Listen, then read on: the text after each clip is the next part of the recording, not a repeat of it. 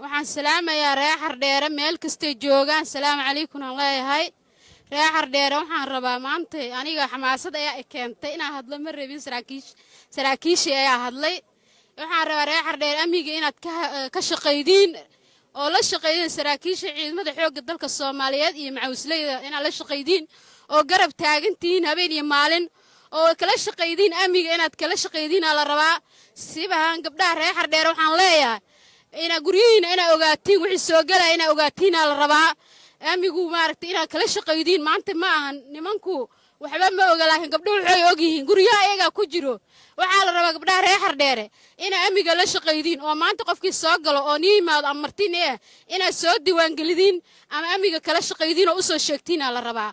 maanta nabadda aan haysano waxa waaye ina waxaan ku jiifna ciidamada xoogga dalka Soomaaliyeed ama cawsley ha ahaato ama amiga ha ahaato ciidamada xoogga dalka Soomaaliyeed aan ku jiifnaa. reer Xardheere maanta nabadgelyo haystaan waxay haystaan in maanta inay macnaha nabad iyo barwaaqo iyo bashbash haystaan.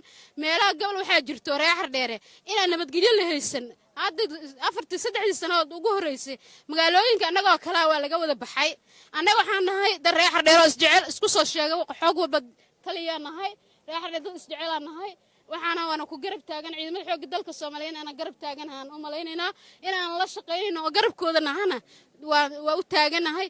ciidamada xoogga dalka Soomaaliyeed waa guuleystaan ciidamada xoogga dalka Soomaaliyeed guuleystaan macawsley guuleysto gobonimo hala helo reer Xardheere isku duubnaadaan ma isku duubana reer Xardheere farta taaga ma difaac ma ku jirnaa mala taagana ciidamada xoogga dalka Soomaaliyeed gacanta taaga hala wada taago ciidamada xoogga dalka Soomaaliyeed waa difaac waa la taaganahay habeen iyo maalin qorax u taaganahay waa in anagu isqabanaa anagu waa inaan garab taagana oo maalin iyo habeen anagu aan mara u xiranaa oo midkii soo sheego maanta anagu raadinaa oo guriga anagu inaan ka daba galnaa.